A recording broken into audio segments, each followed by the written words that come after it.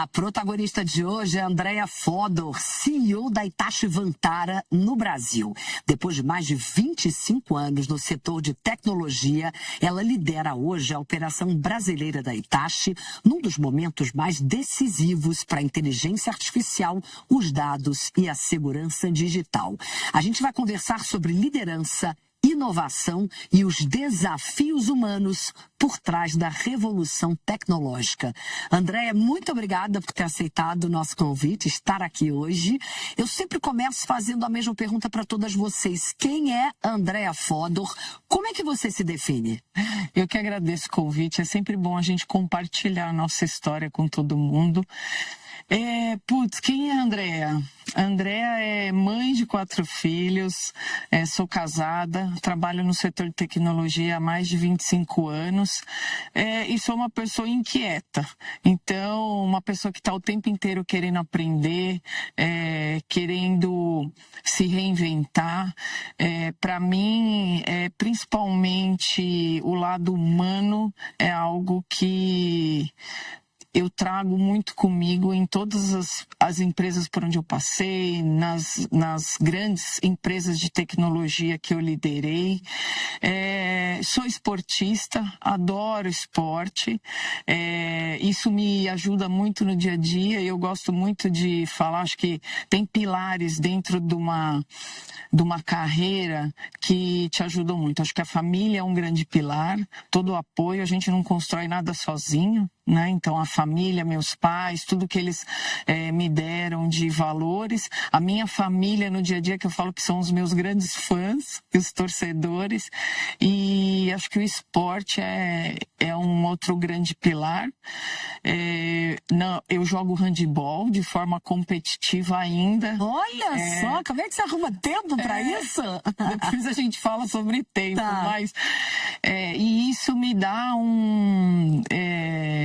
eu acho que é o lugar onde eu desestresso e trago tudo à tona, assim, de poder colocar para fora, de você fazer algo diferente, aquilo que ninguém vai julgar, né? Que te traz um desafio de sempre querer superar algo. Então, eu faço muito esse paralelo do esporte para o meu dia a dia na Hitachi. Então, essa é a Andrea. É interessante. E o que você leva do esporte para a liderança? O que o esporte te ensinou? Se você faz isso há tanto tempo, e inclusive você compete, o que você traz para a sua liderança? Até contando um pouquinho da história, porque eu acho que é legal a gente contar a história, porque às vezes a gente nunca desiste dos nossos sonhos, às vezes a gente só posterga ele, né?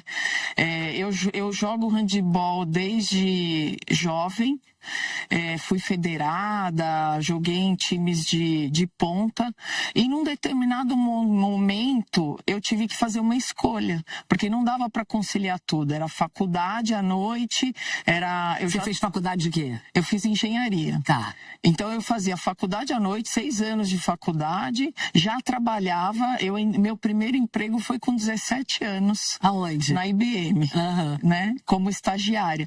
Então, era difícil você conciliar num esporte de alto desempenho, onde você tem que treinar todos os dias, você conciliar o trabalho, a faculdade e o esporte. Então, num determinado momento, eu tive que escolher, fazer escolhas, né?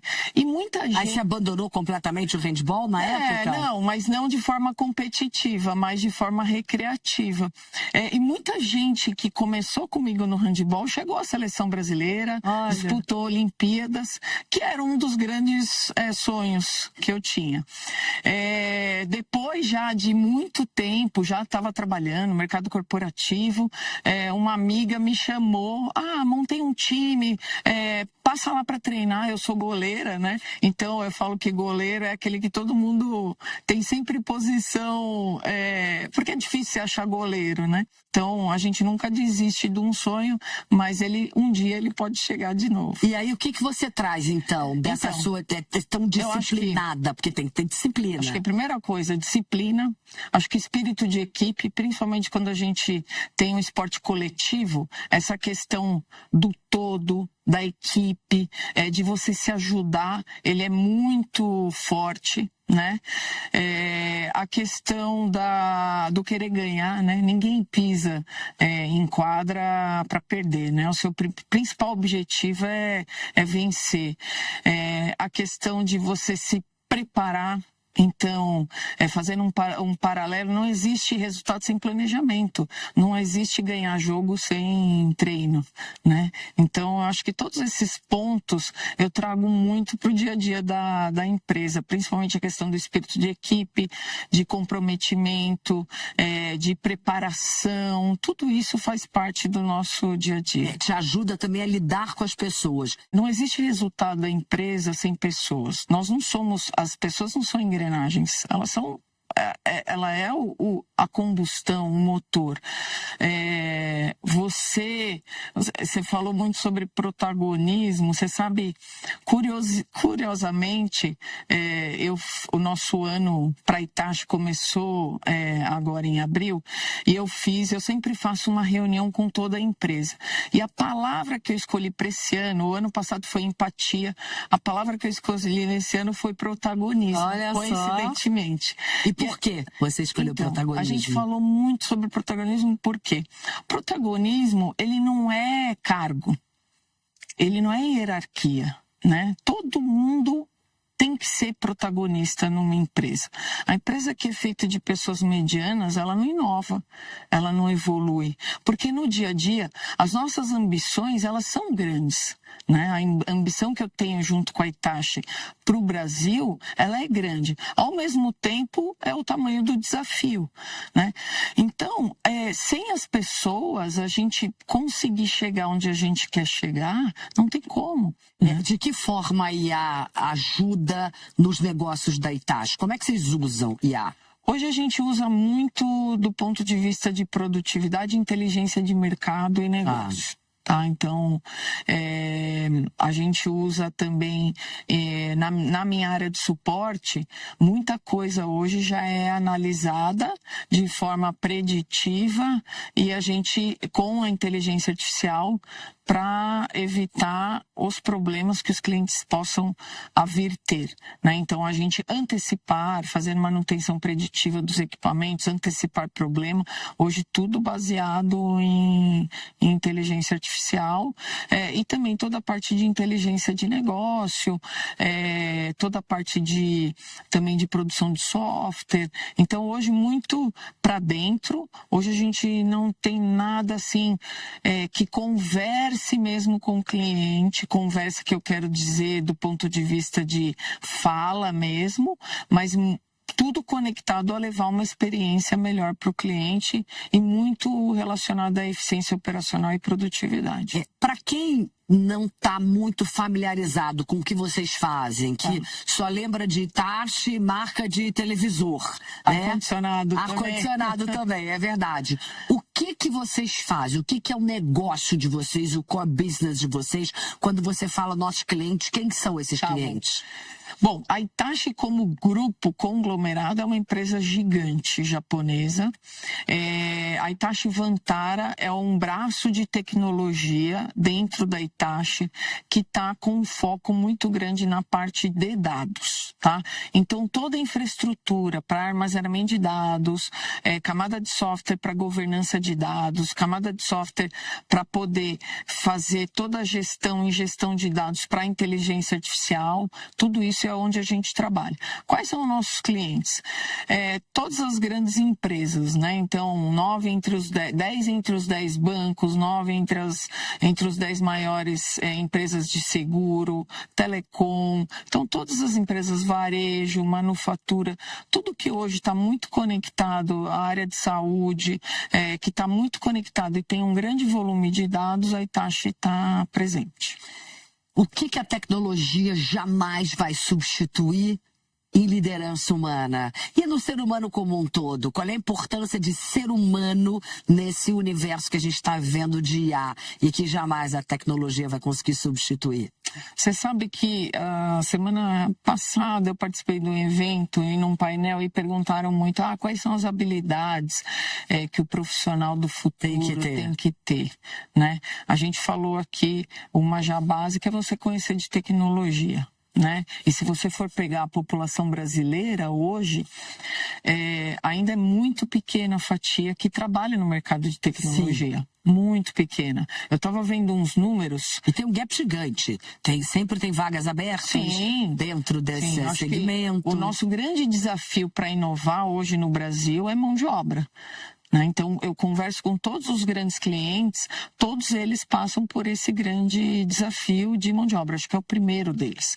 Então, não tenho gente capacitada, habilitada para poder implementar muita inovação que a gente quer implementar. Então, hoje, se você for pegar, por exemplo, falando do universo feminino, mulheres acima de 18 anos que trabalham em tecnologia 0,08%. Mesmo a geração mais nova. Sim. Então ainda é um universo pequeno. Nada isso. Quer dizer, então, por exemplo, alguma mulher, alguma menina que esteja nos assistindo agora, que conselhos você daria para ela que almeja um dia chegar num cargo de liderança como o seu? É exatamente isso que você acabou de me falar. Tem que ter essas habilidades. Acho que tem que ter as habilidades, mas acho que bom, não existe receita pronta, né? Claro. A gente falou de protagonismo. Acho que a primeira coisa é você ter o protagonismo da sua carreira. Aonde eu quero chegar e você planejá-la. Né? E eu acho que falando do universo feminino, tem algumas dicas que eu gosto de reforçar, porque a mulher, diferente do homem, ela acha que ela precisa estar 100% pronta para assumir um desafio.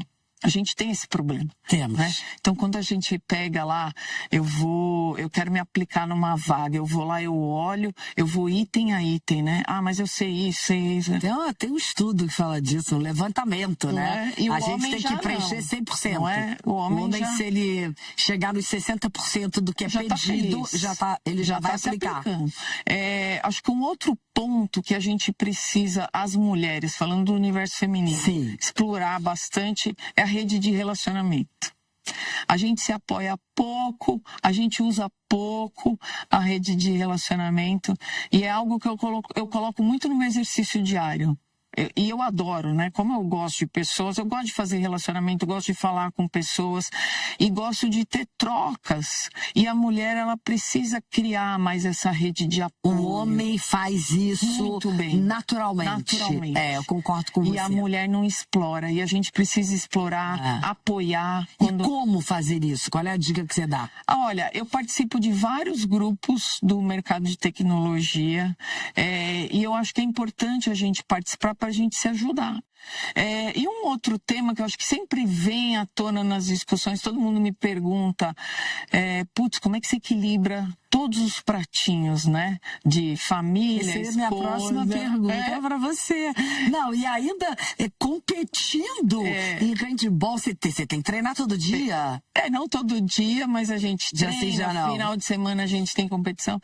Mas eu acho que a primeira coisa é assim, você colocar suas prioridades, você ter disciplina e você não se culpar tanto. Né? Uma outra coisa que a mulher faz muito é colocar o sentimento de culpa. Né? Então, assim... Deveria dar mais atenção para os meus filhos, estudar com eles todo dia à noite, e às vezes não dá. Às vezes não dá. E a gente buscar também... Você tem 4, você sabe exatamente o que é isso. Né? Eu tenho 3 que já são adultos, formados, já todo mundo com a sua profissão, e eu tenho uma menina... Nem moram mais com você? Um ainda mora, o mais novo, de 25, e eu tenho uma menina de 12. Olha. Então eu vivo ainda vários universos, né? Mas eu acho que o grande segredo, e na verdade assim, isso é uma evolução da Andrea. A Andrea não foi assim no passado, a Andrea também... Posso imaginar. Né, se culpava e tal. Acho que primeiro a gente precisa colocar prioridades. Então eu sempre coloco como prioridade, eu quero participar de tudo que for importante para os meus filhos. Não é de tudo. É tudo que for importante. Então, se ela falar para mim, se meu filho, se um dos filhos falarem, isso é importante para mim, queria muito que você fosse, isso é importante para mim, eu vou me desdobrar. Então, eu não participo de tudo, mas se for importante para eles, eu quero estar junto. Então você acaba priorizando o que é importante para eles, mesmo sendo 4. Mesmo sendo 4. Não é fácil, mas eu não vou conseguir estar em todas as situações. E a gente dá a base, né? Eu falo muito para os meus filhos sobre comprometimento, respeito, empatia com as pessoas. E todas as escolas por onde eles passaram, eu só recebi elogio. Então, se eles vão ser um presidente, um CEO no futuro, eu não sei, só o futuro, só eles vão saber construir a carreira deles. Mas eu quero que eles sejam pessoas íntegras. Para mim, isso é acima de tudo. E para a gente encerrar, muito boa essa conversa com você, Andréia. O que significa para você ser protagonista da sua própria história? Ser protagonista é realmente você não terceirizar, né? Você realmente ter o domínio do que você quer, de quem você quer ser. E muitas vezes isso não tem nada a ver com posição, carreira. Eu sei que eu estou presidente da Itachi, né? Tudo é uma situação, né? Mas o que eu levo comigo é, na verdade, o legado que eu construo. Para mim é muito importante olhar para trás e falar assim, nossa, olha que legal, as pessoas que cresceram comigo, o conhecimento que eu passei. A coisa mais gratificante que eu tenho hoje para mim é quando eu encontro uma pessoa, e muitos deles ainda me chamam de chefe, às vezes até pessoas que nem trabalham mais comigo, né?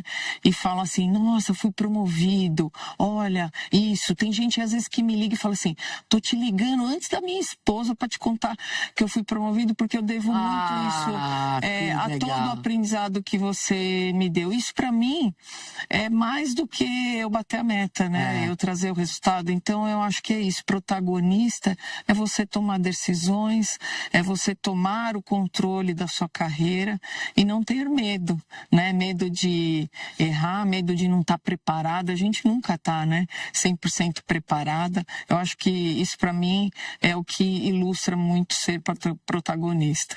André, muito obrigada. Um prazer conversar com você. Obrigada mesmo. Obrigada eu. Você é muito simpática. Foi um bate-papo super fácil. Obrigada.